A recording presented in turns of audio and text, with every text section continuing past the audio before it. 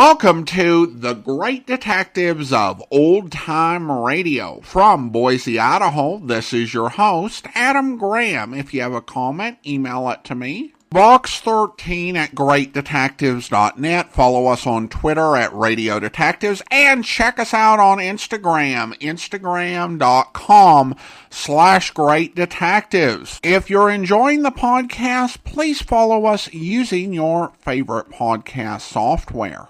And I do want to encourage you to check out our other podcast. In particular, I'm highlighting Public Domain Video Theater, videotheater.greatdetectives.net. It is the video companion to this podcast, where every month we feature 2 public domain detective TV shows or movies. And this year we have been featuring Dangerous Assignment and U.S. Marshal/Sheriff of Cochise. Although we will have new programming next month, I do want to encourage you to check it out if you enjoy old school TV. And with Dangerous Assignment, you get the treat of seeing some of these programs brought from radio to television. And of course, we have new programming coming up next month, which we'll tell you about, but you can find that over at videotheater.greatdetectives.net.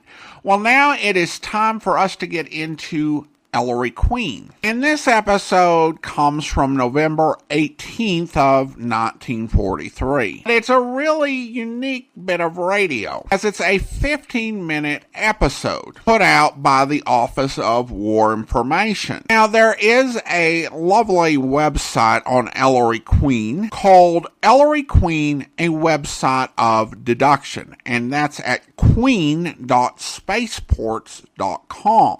And according to this website, the Office of War Information took part of a 30-minute episode and turned it into this 15-minute production. Looking at the synopsis posted there, it seems like there were 2 distinct mysteries in this episode. I'm not certain whether there were 2 distinct Armchair Detective segments for the episode, but there was another plot which doesn't connect to this one. So essentially you had 2 independent plots in the same 30-minute episode. We'll talk more about the details on this after the program. The other thing to note is that the lead had changed. In October, Sidney Smith had replaced Carlton Young in the role of Ellery Queen. The rest of the cast is the same, including Marian Shockley, who had been off the air for 9 weeks due to illness earlier in the year, was now back in the role of Nicky Porter. So now, from November 18th, 1943, here is The Wounded Lieutenant.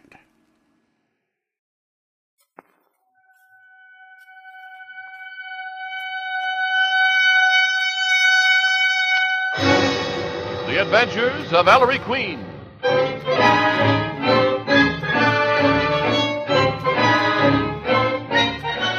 The United States government brings you a special program starring Ellery Queen, the master detective in person. A program dedicated to a speedier victory for the United Nations. Presenting The Adventures of Ellery Queen, starring the celebrated detective, and with him his secretary, Nicky Porter, his father, Inspector Richard Queen, and Sergeant Veely, in an exciting new mystery involving the United States Air Force. Now, after you've been presented with a problem, Ellery Queen will give you a chance to guess the answer before he gives you his solution. And in the studio today, we have Miss Virginia Field and Mr. Ed Sullivan, who will try their luck as armchair detectives. And now, here is Ellery Queen, the master detective and your host for the next quarter hour. How do you do, ladies and gentlemen? Our mystery concerns one American fighting man who came back, and a great many who did not. I call it The Adventure of the Wounded Lieutenant.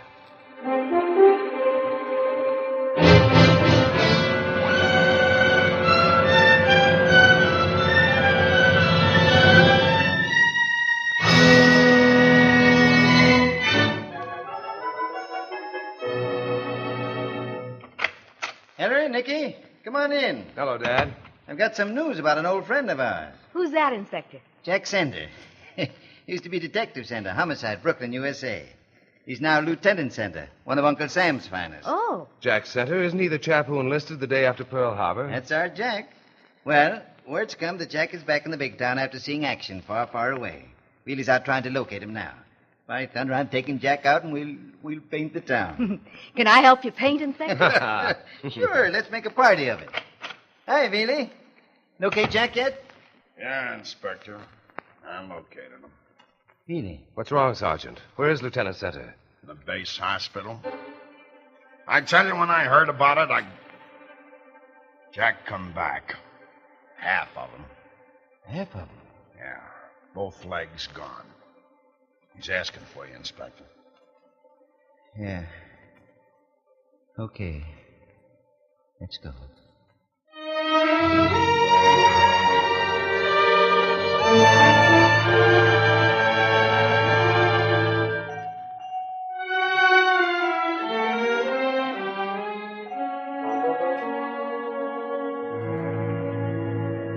So, here I am, Inspector. Yes, Jack. We know all about it. Oh, I don't mean what happened to me, Inspector. I was lucky. Lucky, Lieutenant? Well, at least I'm back, Miss Porter. My buddies, Big Tex and Little Indiana. Practically my whole outfit. They'll never come back. Tell us what happened, Lieutenant. Well, we were overseas, Ellery. Never mind where. We had our orders. Secret orders. An important offensive assignment. Its success depended on catching the enemy completely by surprise. Every precaution was taken against a leak. And yet... They were waiting for you, Jack? In the exact spot, Inspector. At exactly the right time. Outnumbered us 20-1. We never had a chance. The lives of all those swell guys sacrificed. Because there was a leak somewhere. Wasn't an investigation made at the base, Lieutenant? On the spot, I'm told. They grabbed the rat who passed the vital information out of the enemy. Half-caste native waiter. They couldn't get a word out of him. How did he find out? Such exact information. I'll vouch for every man in that outfit. Suppose you give us an exact account of what happened the last time you and the boys were in the presence of the native spy, Lieutenant. Well, we were in a little tavern, sitting around a table. Tex and Indiana and I, just kicking the time away.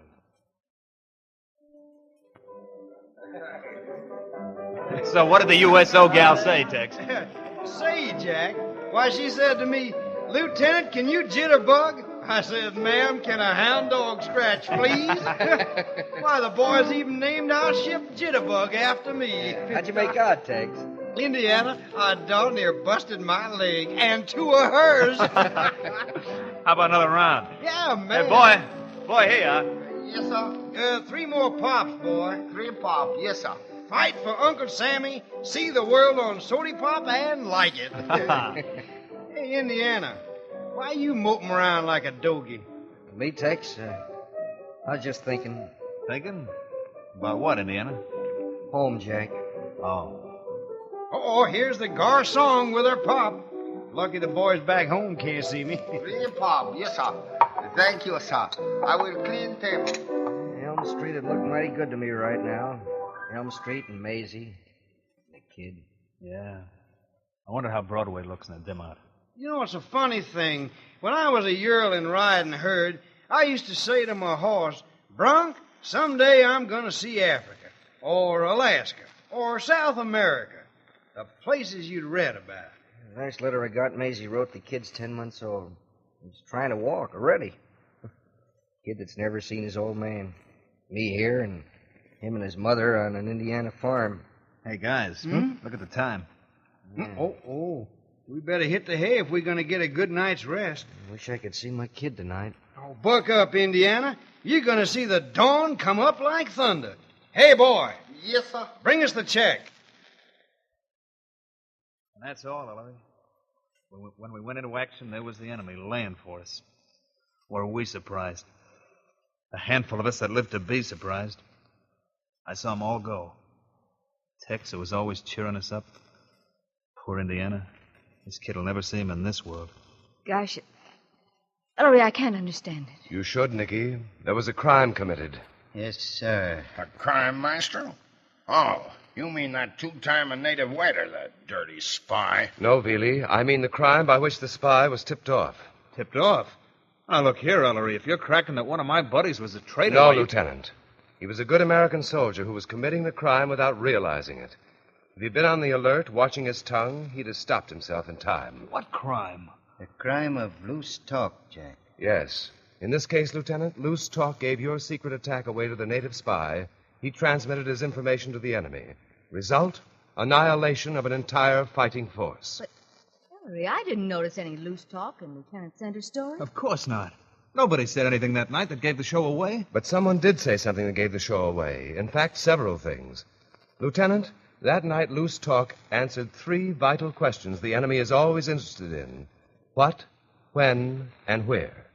And you know, too, Ellery? Yes, I do. Well, I haven't even told you what branch of the armed forces we were in. All right, Lieutenant, I'll prove it to you. I'll tell you what kind of attack you were going to make, when you were going to make it, and where. All from Loose Talk.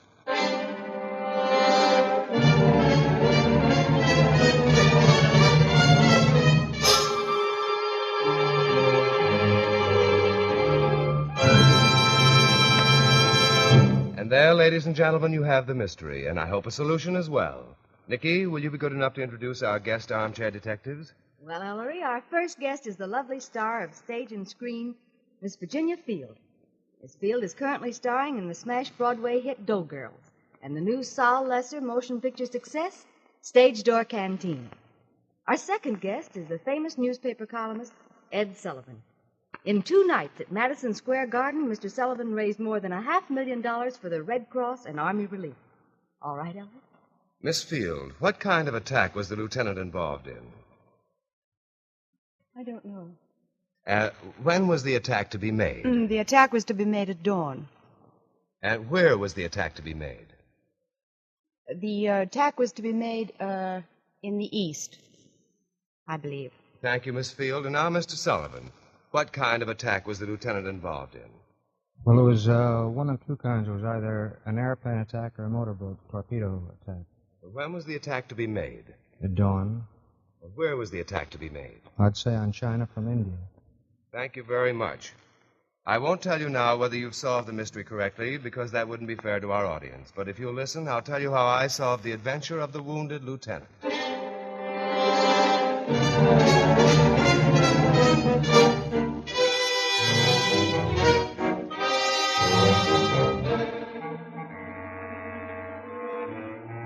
But, Ellery, I don't see how you could know. But I do know, Lieutenant, exactly as that native spy knew. Well, okay.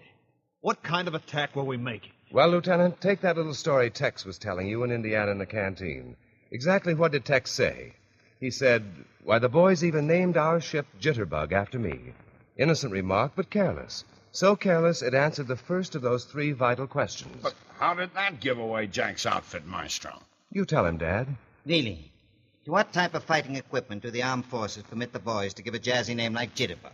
A battleship? Cruiser? Aircraft carrier? No, nothing like that. I know. A plane. Right, Nicky. And since Tex called it our ship, it could only have been a plane with a crew, a big fellow. So the native spy knew that Lieutenant Center and the others were airmen, that the attack would be by air and by big planes, a bombing attack. Yeah. But how about when, Ellery? You said we gave away the time of the attack, too. At the end of your 3-cornered conversation, Lieutenant, you called attention to the hour. Indiana agreed it was time to go to bed. Then Tex said, "Buck up, Indiana. You're going to see the dawn come up like thunder." Dawn. Obviously, the attack was to be made at dawn after you boys had to get a good night's rest. Dawn of the following morning. Oh, sure, that's it. I caught those 2, Ellery. But how about where? The place of the attack. Dad, why should Tex use the very unusual phrase, "You're going to see the dawn come up like thunder"? Because having the place of attack on his mind, it unconsciously suggested that unusual phrase to him. So the clue must be in the phrase. Where does that phrase come from? Where the dawn comes up like thunder? Rudyard Kipling's poem. The famous song. Oh, of course. On the road to Mandalay. Yes, Mandalay, Burma. Oh. So I knew that you men were probably based in India. And I knew, as that native spy knew, that your outfit was going to make a bombing attack on the road to Mandalay the next morning at dawn.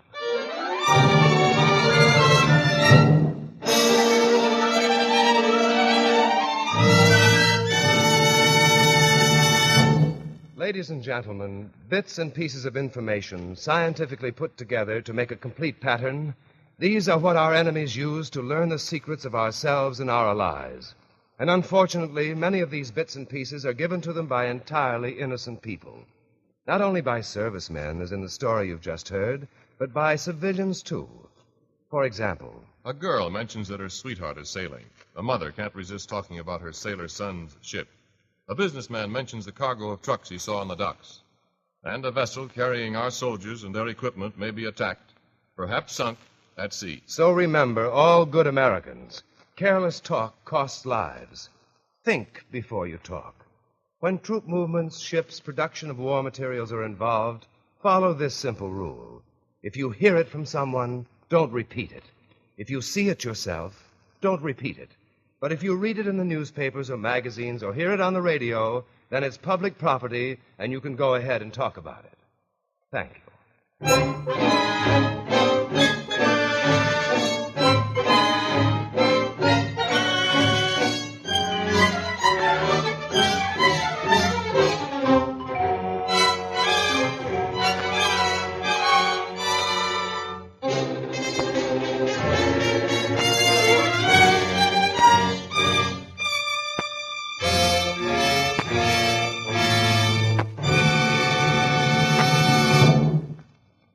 Thank you, Ellery Queen. You have just heard The Adventure of the Wounded Lieutenant, a guest performance of The Adventures of Ellery Queen, especially transcribed for the United States government and dedicated to a speedier victory for the United Nations. Our thanks to Ellery Queen, Nicky, Inspector Queen, Sergeant Beely, and the supporting cast, to our guests Virginia Field and Ed Sullivan, to Director Bruce Cameron and Conductor Charles Paul for their splendid contribution. This is Ernest Chappell asking you to remember that careless talk costs lives. Don't give aid to the enemy. Think before you talk. Don't discuss troop movements, ships, production of war materials with anyone. Follow these simple rules. If you hear it from someone, don't repeat it. If you see it yourself, don't repeat it. But if you read it in the newspapers or hear it on the radio, it's safe to talk about it.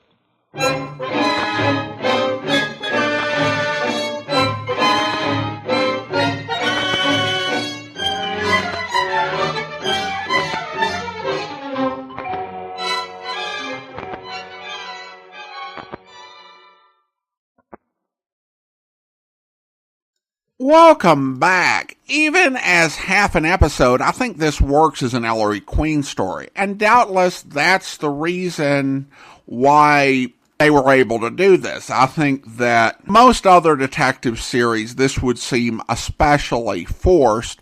But Ellery Queen was all about the puzzle, and such is the perfect candidate to explore innocent utterances that might provide clues to enemy spies. They even managed to get in the armchair detectives, at least some of them. Now, according to the website I found, this came from the West Coast version of the Ellery Queen program, and there was a third armchair detective listed for that, a Mrs. F. Cooper. Although it's possible that they had Ed Sullivan and Virginia Field for this one, and then Mrs. Cooper for the other mystery. In terms of the case, the one thing that I did find a bit odd is most members of the armed forces wore their uniforms when they were out in places where they were deployed. And that should have given away that they were airmen, so I'm not certain the clue that their ship was an airplane was much of a clue at all. In some ways, the vigilance preached in these programs can seem over the top, essentially offering the assumption that an Axis spy might be listening to every casual conversation.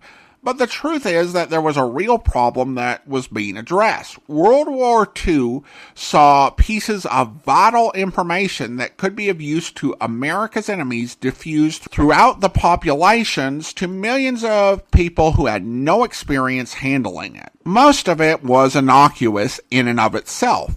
But all it would take is a spy ring operating in the right city in the right neighborhood, gathering that information and putting it together to do serious harm to the war effort. So it's understandable why the government viewed Vigilance almost to the point of paranoia as a sensible guideline for all Americans at the time. Now, a little bit more on the broadcast. We've talked about East Coast and West Coast programs. With Ellery Queen, one thing I discovered from this website is that Ellery Queen was a series that performed episode twice. It didn't make a transcription disc throughout most of its run and have that transmitted. It would record a second program from New York, and they would actually have different armchair detectives for both the East and West Coast, which makes sense because presumably armchair detectives from the East Coast version are going to know the solution. But that means that having a version of the West Coast versus East Coast is actually a very different program. But again, Ellery Queen is one of those series that has a relatively small amount of episodes in circulation, that if we can get either East or West Coast for most of these episodes, we'll be happy. Now, if you were wondering what the other story was, according, and again, I'm quoting from this website, and I will link them in the show notes. A brand new office building gets some queer tenants even before it is officially open for occupancy. The situation leads to murder. So again, that's definitely a totally separate plot from what we got in this episode. So that does confirm to me that they dealt with two separate stories. Well, now it's time to thank our Patreon supporter of the day, and I want to go ahead and thank Carrie. Carrie has been one of our Patreon supporters since November of 2018, currently supporting the podcast at the Detective Sergeant level of $7.14 or more per month. Thank you so much for your support, Carrie. And that will do it for today. If you're enjoying the podcast, please follow us using your favorite podcast software. And if you're enjoying the podcast on YouTube, be sure to like the video, subscribe to the channel, and mark the notification bell. All those great things that help YouTube channels to grow. We'll be back next Tuesday with one final episode of Ellery Queen. But join us back here tomorrow for Dangerous Assignment, where... So, you have met Madame Barkov, eh? Yeah. I think she was about to paint a rather dismal picture of the situation in an effort to scare me off when you interrupted. That was to be expected. Do sit down, monsieur. Thanks. Who was that man you were just talking to? Monsieur Kenko, an answer to my advertisement. Excellent references. Too excellent. He probably did not expect me to investigate them. Look, Monsieur Ducasse, there are a few things about this case I don't follow. For one thing, how is the boy involved? I believe she is using my son Henri to carry messages for her. What? Yes. Not messages in writing, you understand. Rather, the little one carries the message in his brain. Oh, now, wait a minute. Not so fantastic as it's... I hope you'll be with us then. In the meantime, send your comments to box13@greatdetectives.net. Follow us on Twitter at Radio Detectives. And check us out on Instagram, instagram.com/greatdetectives. From Boise, Idaho, this is your host, Adam Graham, signing off.